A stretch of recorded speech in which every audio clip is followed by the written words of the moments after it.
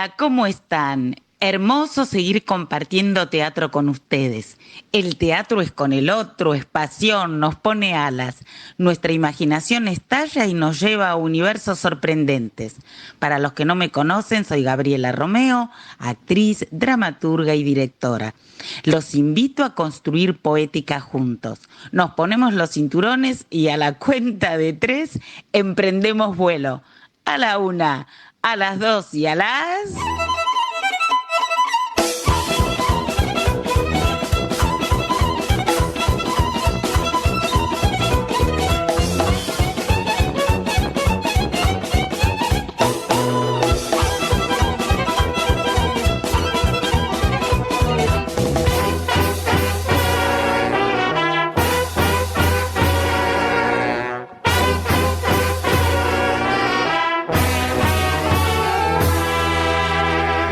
Buenas tardes, ¿cómo están? Aterrizamos acá en Viva el Teatro.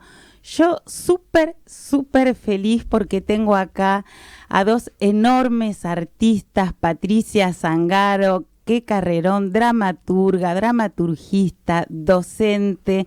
Un honor que estés acá, Patricia. Buenas tardes. Buenas tardes, gracias por invitarme, Gabriela, y por esa presentación, además. Sí, y acá otro enorme, Horacio Roca. Cuánto te admiro, cuánto premiados los dos, muy premiados, nominados.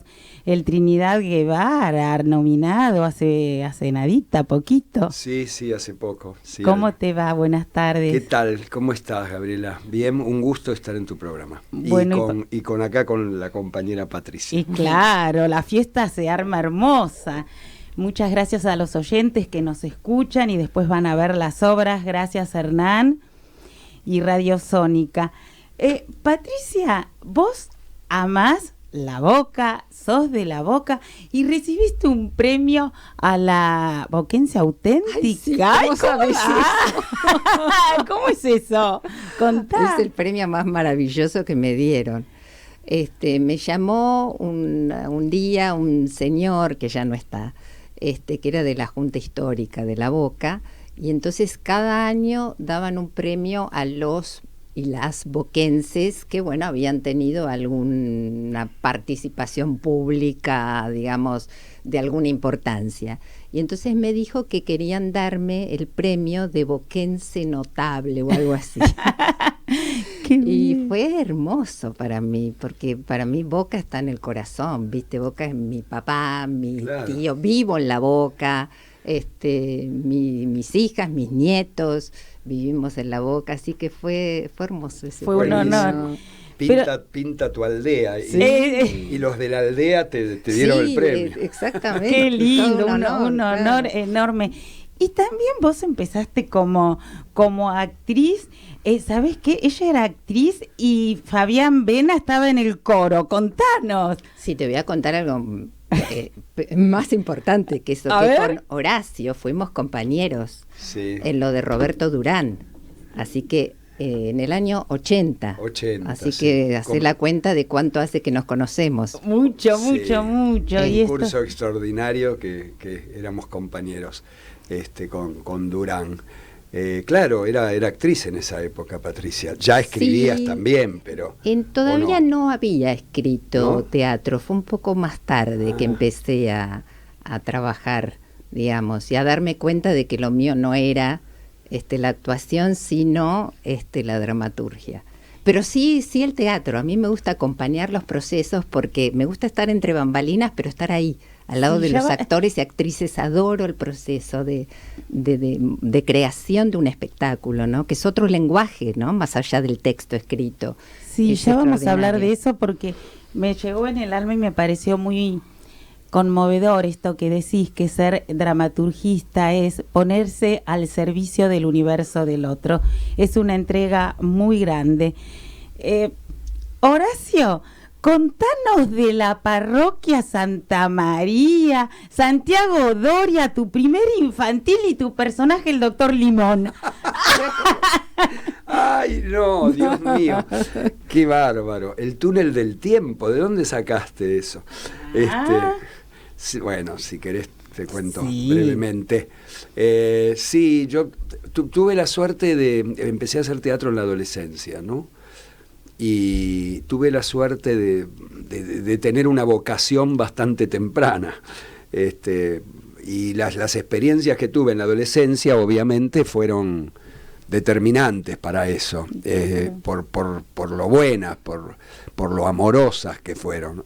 Y ahí uno de esos cursos, no muchos, hice 2 cuando estaba en el secundario, pero uno fue con Santiago Doria, que tenía un grupo de domingos, ¿viste? O de sábados en una parroquia. 10 de la mañana. Sí, seguramente era algo así, en Caballito. Sí. Yo iba también a ese grupo Antonio Hugo. Claro, íbamos juntos. Buenísimo, yo la pasaba bárbaro. Santiago era muy buen profesor y fue muy lindo eso. Efectivamente, la parroquia Santa María en Rosario y Avenida La Plata. Qué lindo recuerdo. Patricia... perdón, doctor Limón. Doctor Limón no me dijiste. Claro, falta una parte. Y entonces Santiago en un momento iba a hacer un infantil, pero ya era como jugar, era con profesionales. Los otros para mí eran tremendos profesionales, yo era el más chiquito. Y armó un elenco para estrenar en el Teatro Santa María del Buen Aire, en la calle Montevideo y Córdoba. Y me invitó a integrarme a ese elenco, una cooperativa, ¿viste? Con gente ya de más experiencia. El personaje era efectivamente el doctor Limón. Todos tenían nombres de frutas. Claro. Y ahí estaba yo. ¿Y qué edad tenías, Horacio? 17, porque no había terminado el secundario. Ya sabía que quería estar sí o sí en el teatro. El carrerón enorme. Bueno, los dos tienen mucho que ver con mucho que ver con el Teatro San Martín. Horacio estuvo en el elenco estable, vos trabajaste muchísimo como dramaturgista. Contanos este rol, ¿no? Que por ahí no está tan valorado y es tan importante esta entrega. Sí, la verdad que es un rol que de alguna manera habilitó Kivesteif, ¿no? Porque no era un rol establecido como lo es en los teatros de Europa, ¿no? Donde el dramaturgista cumple diversos roles, es bastante difuso como rol, porque puede desde trabajar al lado del director, adaptando un texto, seleccionando el repertorio, armando las gacetillas, tiene como una función que es bastante amplia, ¿sí? Pero es un rol fijo en todos los teatros estables, por lo menos en Alemania hay un dramaturgista. Acá no es así. Así que bueno, gracias a esa convocatoria de Kibe yo pude ir como incursionando en ese rol y trabajar al lado de directores increíbles. La verdad que ha sido un privilegio trabajar al lado de Sturua 2 veces en el San Martín, al lado de Jorge Labelli, de Luis Pascual. Bueno, son realmente enormes privilegios. ¿Sí?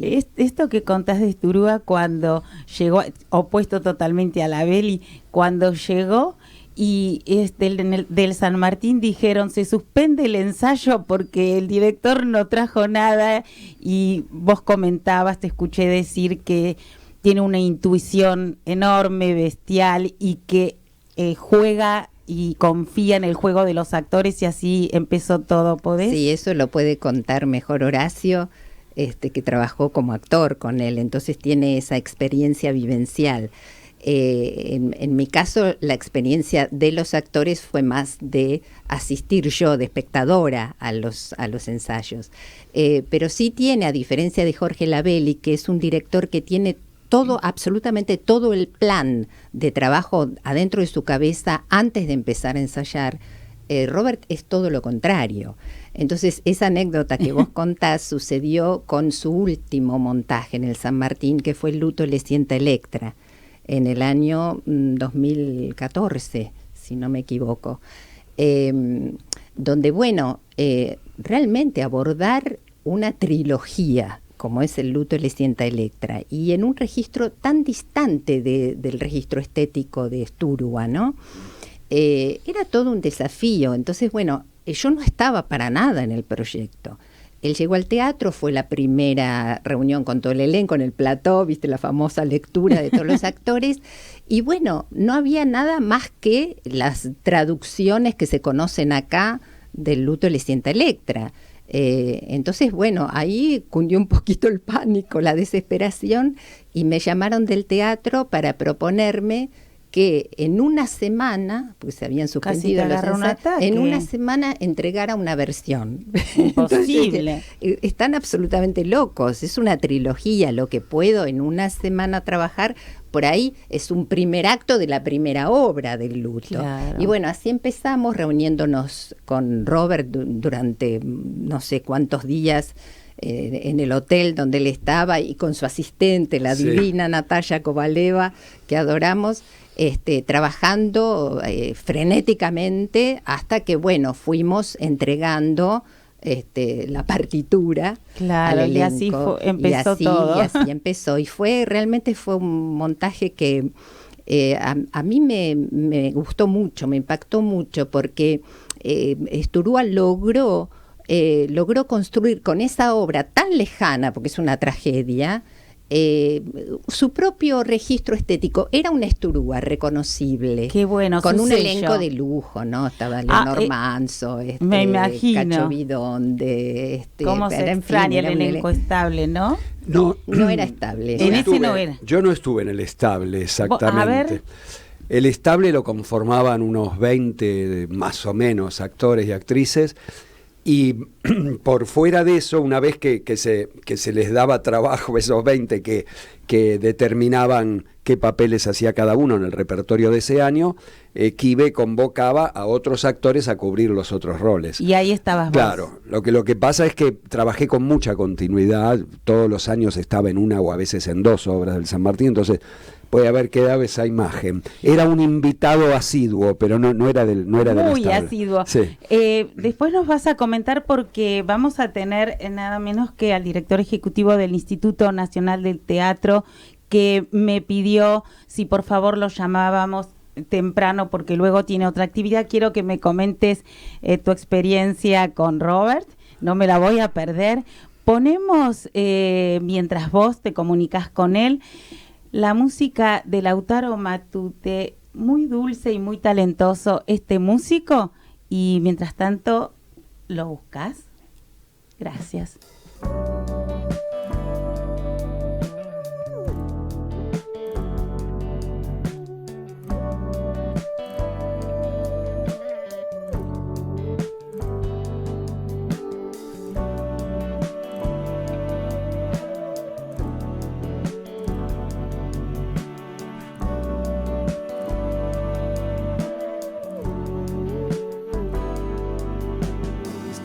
El momento lo sé, lo tengo presente. Es que ocupa un lugar constante en mi mente, que de tanto que hace, tanto me pesa. No puedo accionar con el cuerpo, hoy soy solo cabeza.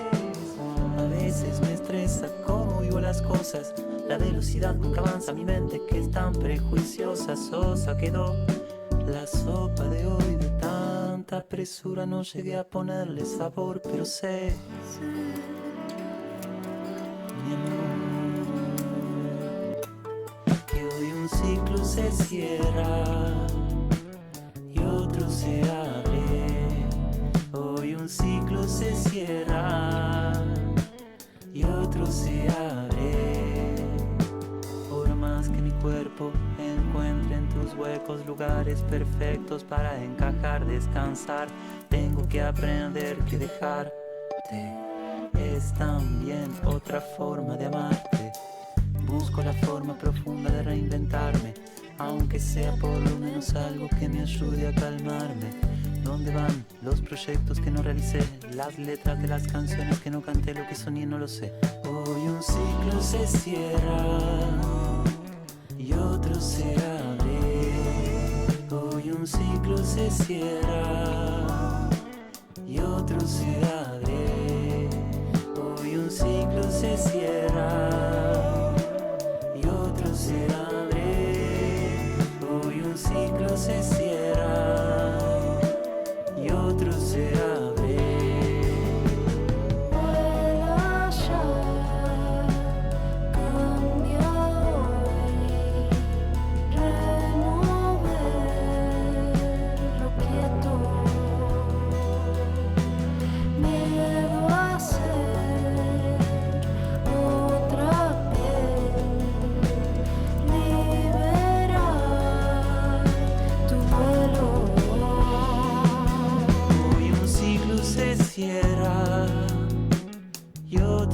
abre, hoy un ciclo se cierra y otro se abre, hoy un ciclo se cierra y otro se abre, hoy un ciclo se cierra y otro se abre.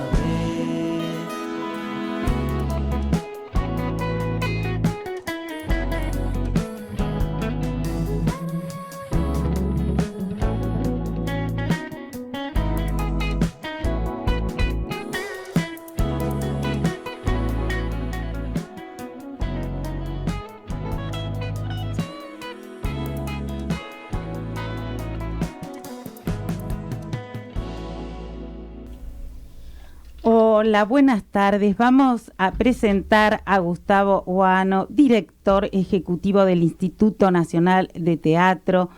Él se denomina teatrero y así lo es, productor ejecutivo mendocino, docente. Cursó sus estudios académicos en la Universidad Nacional de Cuyo, donde se recibió como licenciado, intérprete y profesor de arte dramático. Se ha capacitado en las distintas áreas de las artes escénicas. Coordinó la programación del espacio Inca Cine Teatro Imperial de Maipú, Mendoza, y tanto más, porque no nos alcanzaría el tiempo. Un hacedor, poeta y federal. Mejor lo escuchamos a él. Buen día, Gustavo Oano. Gracias por esta nota. ¿Estás ahí, Gustavo? A ver, se ha cortado. ¿Está ahí? Hola Gustavo, ¿cómo estás? Muchas gracias por esta nota. No sé si escuchaste la presentación, pero imagínate, somos artistas, completamos con la imaginación. Gracias por esta nota. No, por favor, qué linda presentación me hiciste. Igual contaste varios datos de curriculares míos. Y sí, la verdad que me considero teatrista porque, bueno, esto es el oficio del teatrero. En la Argentina tiene esta particularidad, ¿no? De pasar por diferentes roles, sobre todo el de teatro independiente. Incluso estamos acostumbrados desde las primeras tareas que te daban los maestros, cuando por lo menos en Mendoza tenías que venir antes de las funciones o antes de los ensayos y limpiar la sala. Y después colaborar o en boletería o en técnica. Claro, y ahora que mencionas... cuando... Sí, te antes escucho. De pasar a los roles actorales o de dirección o demás, digamos, los elencos te sumaban y te daban y te decían que eso era de alguna manera también el legado del teatro independiente. Poder asumir eso, desde cuidar un espacio, que es donde íbamos a trabajar, porque en las salas de teatro independiente de alguna manera son nuestras fábricas y a veces pasamos más tiempo los teatristas en la sala o en los espacios de ensayo con nuestro compañero de elenco que con la familia. Te cuento un poco la realidad de algunas provincias, ¿no? Sabemos que es muy diferente en la Argentina, que tiene una territorialidad muy amplia, es muy heterogénea, y en algunas ciudades se trabaja o se produce de una manera y en otras de otra. Pero bueno, en parte esa es mi experiencia, haber pasado por esos roles, e incluso antes de que existiera el Instituto Nacional de Teatro, donde de alguna manera también la historia de los colectivos era fortalecerse más como grupo, y la de las salas era tratar de tener un espacio, pero por lo general venía la mudanza a los 2 años que se terminaba el contrato. Muchas ciudades del país pasaba eso, teníamos que dejaba el espacio porque o acumulabas deuda o costaba mantener un vínculo estable en el mismo lugar, y tenías que hacer la mudanza de la sala. Seguía el mismo proyecto pero en otro espacio, cosa que creo que ha cambiado bastante, ya contando con 25 años, ¿no? Nos vas a contar ahora, nos vas a contar ahora todos estos cambios desde que asumiste, que enseguida te agarró la pandemia. Entonces quiero que nos comentes acerca de esos ideales y proyectos que tuviste en un principio y cómo estamos ahora. Pero contanos primero un poquito, nombraste a Mendoza, esas acequias, ¿cómo viviste la infancia, las acequias de Mendoza, ese sol abrasador y los fríos de Mendoza? ¿Qué imágenes tenés de eso? Porque seguro que están en todo tu arte. Sí, muy feliz mi infancia, y de alguna manera te cuento cómo empecé también con el arte teatral, porque yo soy de San Martín de Mendoza, que también es un departamento que no está en la zona metropolitana, está a 45 kilómetros de la ciudad. Y de alguna manera el amor por la cultura, luego por el teatro, me viene un poco de la familia paterna, mis tías, sobre todo hermanas de mi padre, que tenían siempre una afición por la literatura sobre todo, y por la danza, y bueno, había como en mi familia entonces una tradición de lectura importante, y de ahí después empecé con la música cuando adolescente, y me fui a estudiar a la Universidad Nacional de Cuyo, que bien nombrabas vos en los datos curriculares, arte dramático. En principio con poca experiencia, porque había participado de 2 proyectos en la escuela secundaria y me había interesado mucho. Mis padres me decían que bueno, ya se le irá a pasar, porque había posibilidades también que estudiara bioquímica. Y bueno, nunca se me pasó. Me recibí intérprete, profesor y luego licenciado. Y ahí tomé contacto con el Instituto Nacional de Teatro después de hacer la producción de varios eventos o festivales también independientes, autogestivos. Surgió el instituto, como te comentaba, yo ya tenía experiencia teatral cuando eso sucedió y fue como un bálsamo. Creemos que en estos 25 años el INT ha modificado por lo menos el mapa de teatro del país. Donde había teatro lo fortaleció, lo asistió, lo acompañó, donde no había, generó instancias a través de su política de fomento de nuevos grupos, y también dio posibilidades a esto que hablaba yo de las salas, ¿viste? De poder tener un arraigo más con un proyecto, no tener que emigrar a una gran ciudad para hacer teatro, sino de poder pedir un apoyo para un proyecto de teatro independiente, que el Estado te garantizara recursos o fondos para poder, ¿cómo se llama? Recursos o fondos para poder acompañar, para poder bancar ese proyecto, ¿no? ¿Cómo es llegar a la producción de una obra, o a tener una gira, o a estirar la temporada. Sí. Gustavo, ¿cómo es la realidad hoy, desde que asumiste, todo el tema burocrático que también no era tan favorable para los grupos y las salas? Sé que trabajaste mucho por eso, contanos, por favor. Bueno, mira, fue difícil el arranque, creo que ha continuado siendo difícil, no solo para el INT, sino para todo este gobierno, las distintas circunstancias que fueron apareciendo. Algunos hablan de cisnes negros, ¿no? La pandemia, luego la crisis de los commodities, tras cartón la guerra, ahora la Argentina que está enfrentando este proceso de falta de divisas y la sequía con tantas dificultades. Pero al comienzo lo que pasaba en el INT es que había un consejo de dirección que era el órgano máximo, desmantelado, desarticulado, se le habían quitado las funciones, y a raíz de eso estaba como sumido en una especie de situación anárquica, digamos. El recurso humano que tiene tan valioso y capacitado no estaba brindando los servicios que tenía que brindar de asistencia, como la Ley Nacional del Teatro, que tenemos el privilegio de tener una ley con ese espíritu en nuestro país, que crea este organismo, no lo tienen otros países en el mundo también, creo, y ahí está el trabajo, el legado de los teatristas independientes también, en haber generado discusiones federales para llegar con una herramienta como es esta ley, que garantizara el aporte que el teatro realiza a la cultura nacional, ayudado por recursos del Estado, que pagan todas las argentinas y los argentinos de alguna manera también,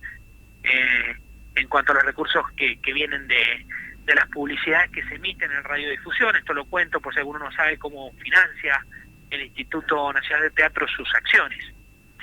Entonces, bueno, creo que primero nos encontramos con eso, y mi intención fue decir, pongámonos ya en tarea, volvamos a la ley, reactivemos el Consejo de Dirección, y pedí también una tregua porque habían ciertas circunstancias de falta de articulación y de enfrentamiento interno. Pedí un año de confianza en la propuesta que yo traía, que era de redoblar el trabajo, digamos, en lo que sabíamos que teníamos que hacer, que estaba bien planteado en los objetivos de la ley.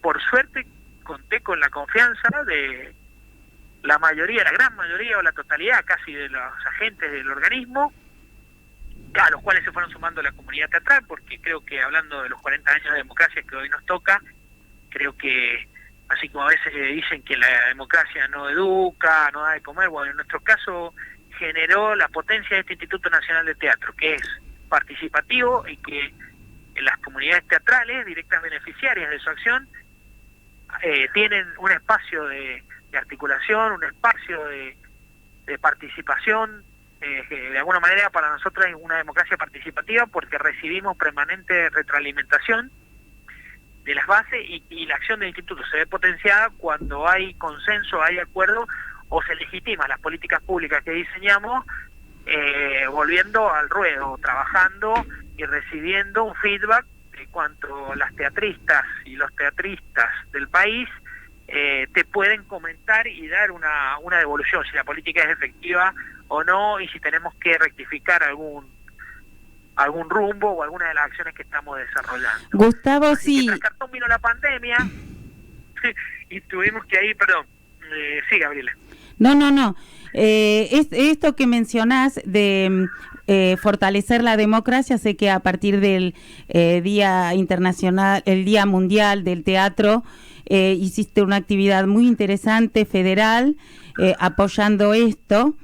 Y bueno, como sé que tanto tiempo no tenemos, me parece también sumamente rico esto de el intercambio con las fronteras, con los otros artistas, para, bueno, fomentar el arte latinoamericano. ¿Nos podrías comentar algo, por favor? Dale, cómo no. Te comento, en primer lugar, que este año el leitmotiv del instituto va en relación a estos 40 años de democracia y las juventudes.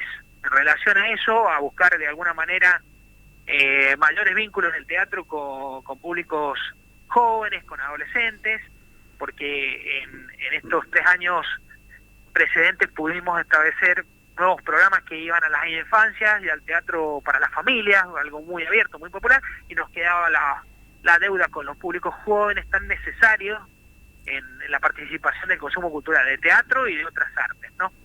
Entonces, en ese marco tenemos estos 2 grandes objetivos del año y lanzamos un programa federal que, como bien explicabas también, baja un poco más allá de las fronteras de la nación. La idea es poder emanar y decir que la democracia argentina también genera una inserción en el mundo, la posibilidad, sobre todo con esta nuevos aires o estos nuevos aires políticos que hay en Latinoamérica, de recuperar esa vinculación. Nosotros estuvimos trabajando, como te decía recién, en pandemia, en planes de acción muy intensos de asistencia durante los momentos difíciles que se vivieron, todos fronteras hacia adentro, y había quedado un poco la acción internacional o la acción de política exterior de nuestro organismo muy relegada. Entonces ahora hemos tomado, sobre todo con países limítrofes y con el concepto de la patria grande, la patria latinoamericana,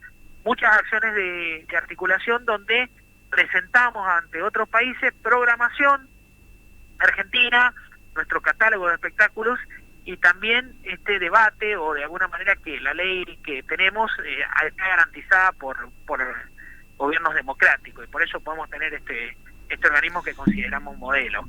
En estas acciones para nosotros también es la reflexión, apuntar a muchos aspectos que tienen que ver con la soberanía. Por ejemplo, ayer vengo de Ushuaia, estuve por Río Gallegos, Río Grande, Ushuaia, estuvimos presentando un documental que hicimos en un escenario de guerra sobre cómo el teatro trata la causa Malvinas, y consideramos también que las Malvinas no solo son argentinas, sino que son latinoamericanas, y que tenemos que también entre todos hermanarnos para reclamar esa pertenencia, tanto en lo continental, bueno, territorial, como en nuestros corazones, ¿no? Este documental con el canal Encuentro. Exactamente. Se presentó ayer con Canal Encuentro, con quien tenemos una alianza estratégica y venimos produciendo materiales. Hicimos un homenaje a Teatro Abierto hace 2 años. Y ahora le tocó el turno a cómo el teatro trata la causa Malvina en distintos materiales en distintas provincias del país. Gustavo, como director del instituto, seguramente estás muy de acuerdo que yo pueda seguir acá y te van a saludar con estos enormes artistas, Patricia Zangaro y Horacio Roca, que te quieren saludar. Un abrazo. Bueno, un placer. Gustavo, un gusto conocerte, aunque sea así, a través del micrófono. Hola, Gustavo, soy Horacio, te mando un abrazo grande.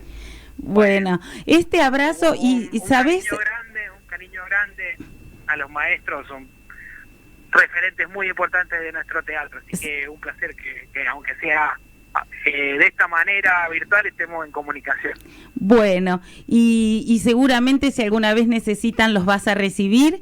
Y decir, ya para cerrar, Gustavo, agradecerte infinitamente esto que me parece genial de la editorial del Instituto Nacional del Teatro, de empezar a traducir obras de los dramaturgos argentinos, ¿sí? Tenemos esa intención, la editorial cumplió 20 años, es única en su tipo porque solo produce material escénico y aparte el material que se produce es distribuido gratuitamente, lo cual tiene un valor agregado porque le da de alguna manera igualdad a quienes necesiten estos materiales o estos textos. Está de cada ejemplar se hacen 2000 impresiones, pero aparte a disposición una biblioteca virtual de todo lo que ha editado InTeatro, la editorial del instituto, donde se pueden descargar en PDF los materiales que han sido editados, como decía. Eso lo pueden buscar en la página inteatro.ar, en la parte de la editorial. Y esta intención de traducir los materiales y de empezar incluso a hacer ahora coproducciones de edición, coediciones con otros países, es una política novedosa. La vamos a fortalecer porque consideramos que, bueno, la dramaturgia argentina tiene también un respeto y una potencia tremenda, y tenemos que compartirla y también, ¿por qué no?, generar opciones de trabajo para nuestros autores y nuestras autoras. Bueno, muchas... Gaby, que también firmamos, esto es lo último, te cuento que firmamos un convenio con Argentores hace 2 años, que también está favoreciendo la posibilidad de promover y potenciar la dramaturgia nacional. Muchas gracias, Gustavo, por toda esta información. Gracias por estar y ya tendremos otra oportunidad que estés en el estudio y puedas explayarte más. Muchas gracias y que tengas un día hermoso. Te debo la visita, abrazo grande y bueno, un saludo a toda la audiencia. Gracias, Gustavo. Bueno, seguimos acá. Horacio, antes de empezar con Tibio, que te voy a decir algo, conmovés, reestrenaron ayer. La vi 2 veces y la voy a volver a ver porque lo que me conmueve, no se puede no ver más de una vez un espectáculo de esa riqueza. Cuando estás ahí, los pensamientos del profesor Hansen estallan en imágenes y llegan al espectador. Es increíble. Bueno. Buenísimo que te haya pasado eso. Sí, se entabla un clima, una comunicación con la platea muy interesante y muy sutil también. Muy sutil, sí. Todo es sutil y se va sembrando con la excelente dramaturgia de Mariano Saba. Es maravilloso. Contanos lo de Robert, esa experiencia de cómo juega con los actores, y vamos a Tibio directo. ¿Cómo no? Sí, es eso una de las experiencias a las que hacía referencia Patricia, que ella tuvo, fue con Shylock, que era una adaptación del Mercader de Venecia. Fue ahí donde yo trabajé y Patricia efectivamente asistía, estaba en todos los ensayos sentada al lado de Robert. Fue buenísima. Qué sé yo, yo he trabajado con muchos directores y directoras y muchos muy buenos, por supuesto, pero la verdad es que cuando pienso en los directores, una de las imágenes que me viene inmediatamente es Robert. Creo, si tuviera que decir, 3 directores con los que más he disfrutado, 4, uno sin duda sería él. Esa fue la única oportunidad en la que trabajé, pero fue muy gozosa. Es un director que promueve mucho en el actor el juego, la experimentación, el riesgo, ¿no? Él mismo asume esos valores en su propio trabajo. Por eso, como decía Patricia, uno podría pensar que, ¿cómo? Pero este tipo no improvisa. Sí, improvisa. Tiene muy claros los conceptos de fondo, pero no tiene... Es capaz que una semana antes del estreno viene a tu camarín, estuve con la traducción, estuve pensando que esta escena, así que vamos a hacer un cambio, y el cambio que introduce te la da vuelta, ¿viste? Pero como genera tanta confianza al mismo tiempo en el actor, tanto arrojo, vos decís, sí, es un director que si te dicen, mirá, salí en 4 patas y así, no sé qué, lo haces porque te genera mucha confianza. Eso es muy valioso, sobre todo cuando estás haciendo un espectáculo en un teatro público, con toda esa estructura, que muchas veces eso hace que los materiales, aunque sea sin querer, se solemnizan, uno como actor se solemniza, se pone más pendiente del resultado, la exigencia, no sé, todo eso que el teatro te impone sin que vos te des cuenta. Robert lo vuela de un plumazo en el primer ensayo y todo es una fiesta. Entonces, más allá del resultado final, que incluso puede ser desparejo, porque puede haber escenas muy trabajadas y otras que hace una semana se está probando hacerla de esa manera, al margen del resultado, para el equipo, para los actores, es una experiencia de mucho disfrute. Sí, y cómo no preguntarte de Alfredo Alcón, tu vínculo con él. Bueno, ese es otro de los 3. Por eso. En todo caso. Solo que Alfredo, además de que lo tuve como director, lo tuve como compañero, y tuve la suerte de tener una relación diría de bastante amistad con él, bastante cercana.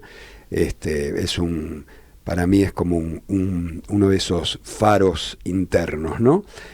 Un ejemplo como artista, como artista en un sentido amplio, y una persona encantadora con el que también era muy, muy placentero trabajar, con mucho humor, con un nivel de compromiso con el trabajo tremendo, y bueno, y además él mismo como intérprete, qué sé yo, enorme, ¿viste? Fue de un gran aprendizaje para mí. Trabajé en el San Martín con él en Peer Gynt, yo hacía un pequeño papel, pero después hicimos Final de Partida. En Andamio, ¿no? Inaugurando sí, el lugar. Sí, que lo dirigía él y bueno, y hacíamos Ham y Club. Esa experiencia fue buenísima. Después fuimos a España con esa obra, anduvimos por ahí, Colombia, Venezuela, fue una experiencia preciosa con Bonet y Márgar Alonso. Pero qué lujo. Era un elenco divino. Y después nos dirigió con Leos Baraglia en La soledad de los campos de algodón. En el Pairó. En el Pairó. Trabajé bastante, por suerte, y bueno, es una de las personas de las que creo que más he aprendido. Qué maravilla.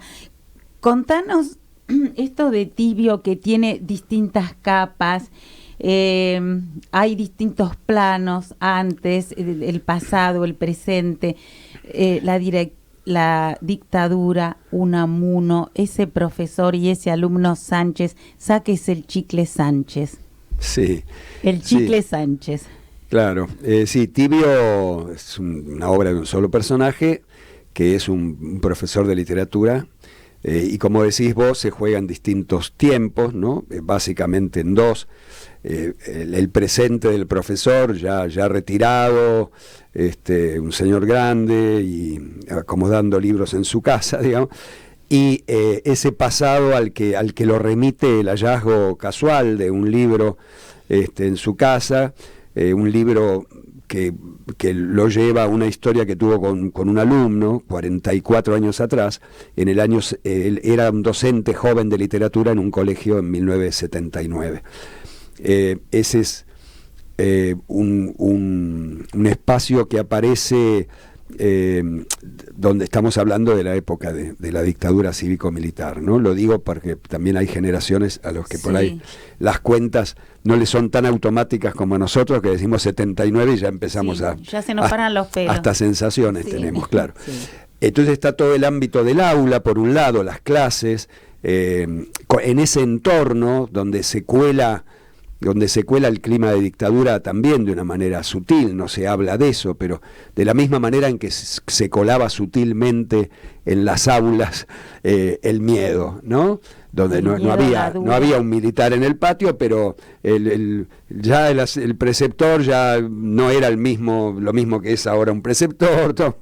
Tiene el pelo largo, señor. Claro, por ejemplo.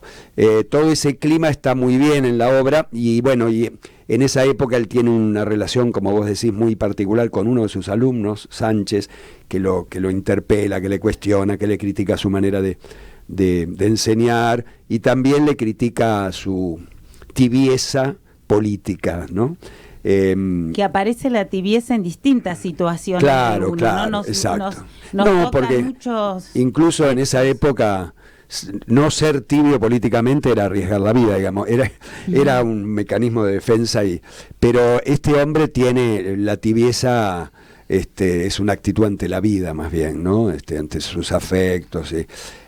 La obra tiene que ver con eso. Unamuno aparece porque da clases sobre Unamuno en esas clases, pero también en la relación del franquismo con la dictadura argentina. Hay varias capas, como decís vos, que tiene el material, que está muy, muy, muy bien escrito por Mariano. Y dirigido muy bien. Muy bien, muy bien. Trabajamos mucho, es la verdad, y creo que incluso la pandemia nos permitió trabajar más de lo que pensábamos.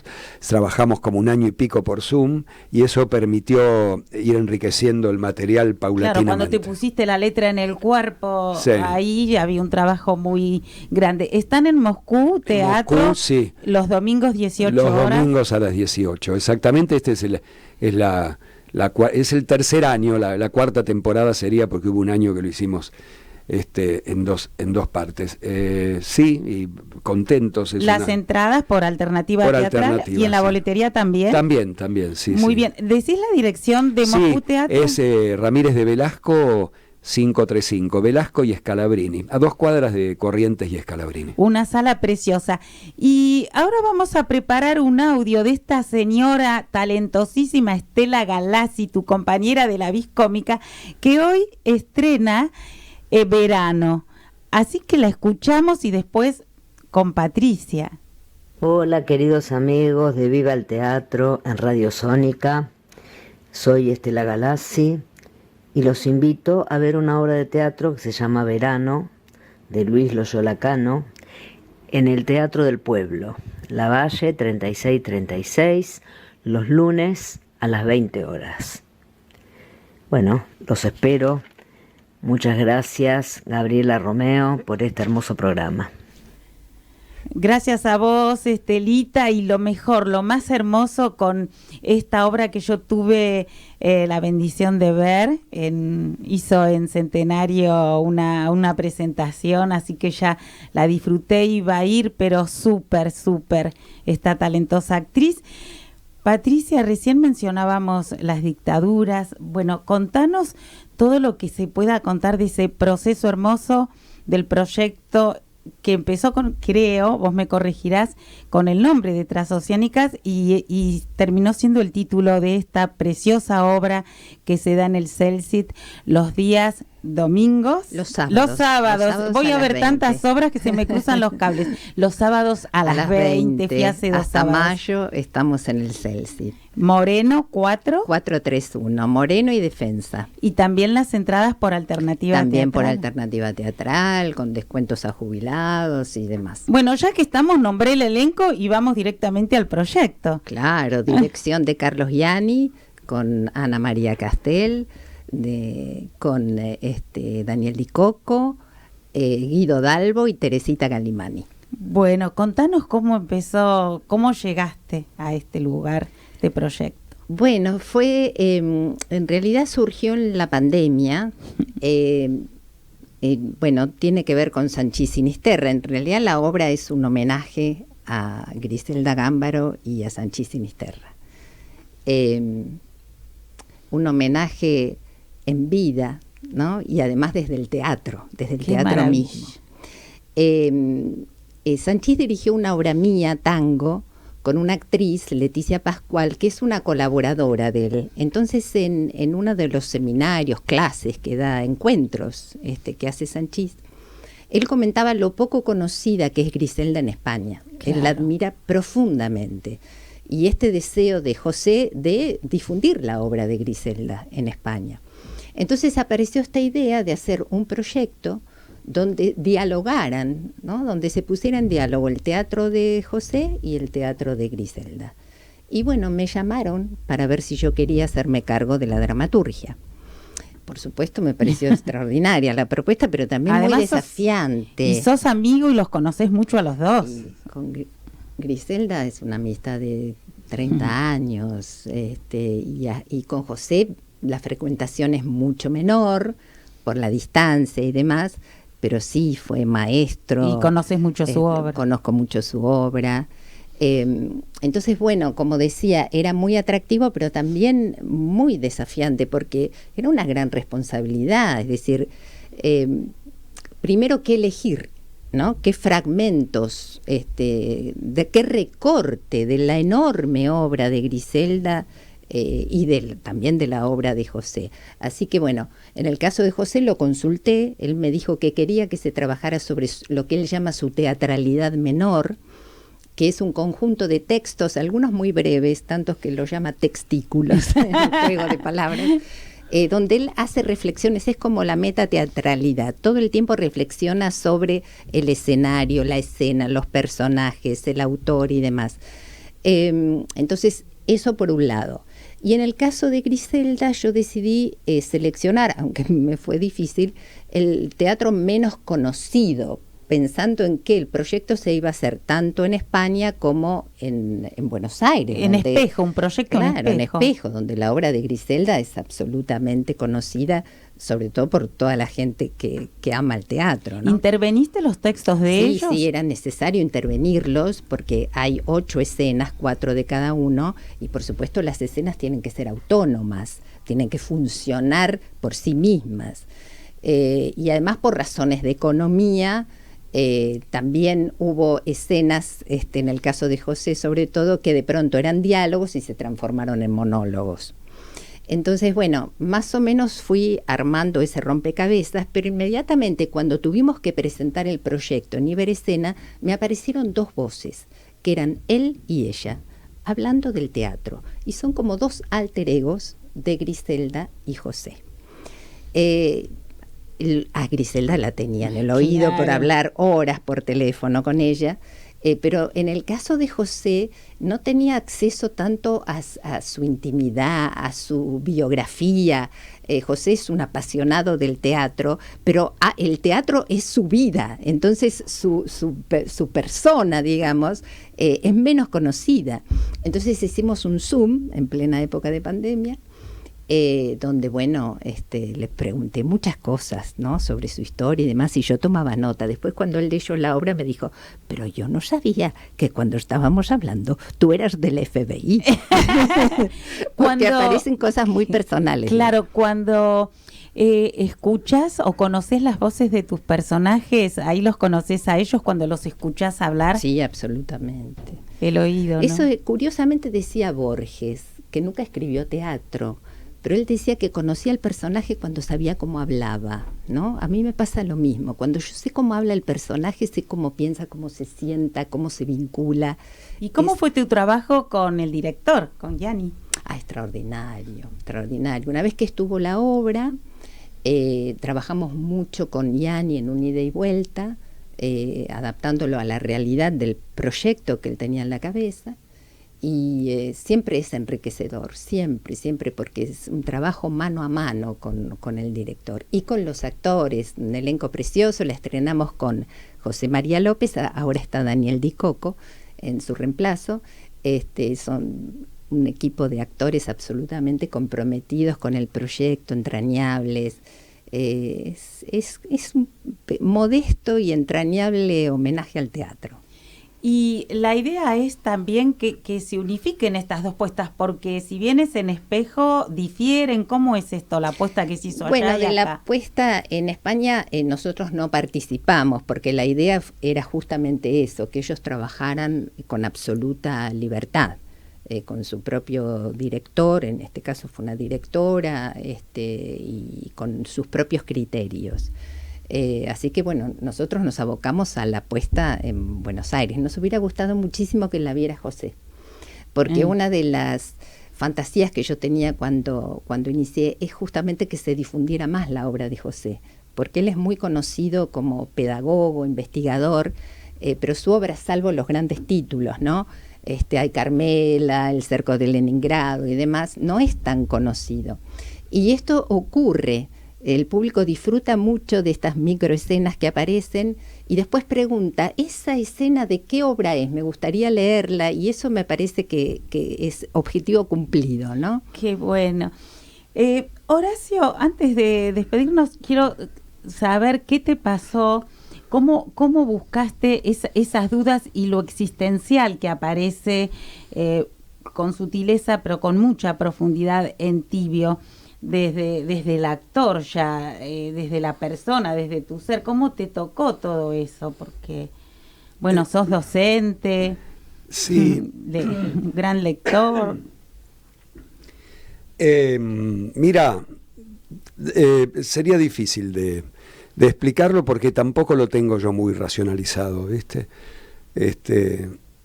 Perdón. Uno trabaja con lo que puede, con lo que tiene, y hay una parte del trabajo de la que uno incluso no es consciente, ¿no? El material de la obra no es ajeno, digamos, la duda, las inseguridades, la tibieza incluso es una característica que tenemos todos en nuestras vidas, claro, en mayor o menor medida, en una época más o menos, y entonces desde ese lugar no es difícil identificarse con eso que es uno de los centros, digamos, de la característica del personaje. ¿Quién no ha vivido ese tipo de conflictos todo el tiempo? ¿Compro los tomates o no los compro? Pero quiero decir, desde eso hasta una actitud más existencial, eso nos atraviesa. No sé, a esta altura, como te digo, uno medio ya trabaja por instinto. En algún momento, quizá cuando hace muchos años tenías algunas recetas o creías que las tenías, porque después por ahí no resultaban y estás agarrado más a ciertos procedimientos. Lo mejor es entregarse a lo que el material y los compañeros, en este caso Mariano como director y también Mariela Selicki como asistente, con lo que iba pasando en ese ida y vuelta. Estar dispuesto y entregar, y sí, ahí sucede. Sí, se fue haciendo medio solo. Patricia, cortito porque ya terminamos, ¿qué proyectos futuros? Y vos nos decís esto de la vis cómica, que están de gira y vuelven. ¿Cómo no? Vuelven. Bueno, en junio volvemos a estrenar otra obra en el Celsit, así que siempre agradecida al Celsit, una obra mía que se llama, yo le digo Libertinos para que se entienda, pero es en francés, Libertin. Y dirige un director muy joven, muy talentoso, que es Gustavo Insaurralde, con un equipo de actores de lujo. Está Daniel Di Biase, Mónica Felipa y el Negro Espeche. Y en julio, en el patio de actores, una adaptación de Discépolo, que para mí siempre es un privilegio intervenir, adaptar los clásicos de la dramaturgia argentina, en este caso Amanda y Eduardo, que es uno de los textos menos frecuentados de Discépolo. Lo dirige Teresa Sarrail con un elenco precioso también. Está Mecha Fraile, el Negro Espeche de nuevo, Lorena Selecki. Bueno, ahí un elenco precioso. Ahí estaré. Y repetí, Transoceánica los sábados a las 20 en el Celsit, Moreno 431. Bueno, a ver, señor, con la vis cómica, pero me desmaya usted en la vis cómica. ¿Qué quiere que le diga? Sí, con la vis ahora estamos haciendo algunas funciones de gira por el Gran Buenos Aires, sobre todo. La semana pasada estuvimos en Santa Fe, pero esperando reponerla en la Sala Barletta, ahí en diagonal, a media cuadra del Obelisco, el ex Teatro del Pueblo, que ahora se llama Centro Experimental. Experimental Leónidas Barletta, en la sala grande ahí, que es la Inda Ledesma, que en Qué junio. bueno que hayan recuperado esa Sí, sala, sí. porque tiene tanta historia. Sí. En junio. Bueno. Eso va a ser en junio. Iba a ser en mayo, pero hay una obra del subte ahí en la vereda con unos pozos tremendos y qué sé yo, que le ha retrasado al teatro la programación de este año. Así que arrancamos en junio, los días sábados. Ahí voy a estar otra vez. ¿Cómo no? Muchas gracias a los oyentes. Viva el teatro siempre, los esperamos. Gracias, Hernán. Gracias, Sónica. Y hasta prontito, hasta el lunes que viene. Gracias. Y nos despedimos con Lauti otra vez, Lautaro Matute, que es una dulzura y gran talento.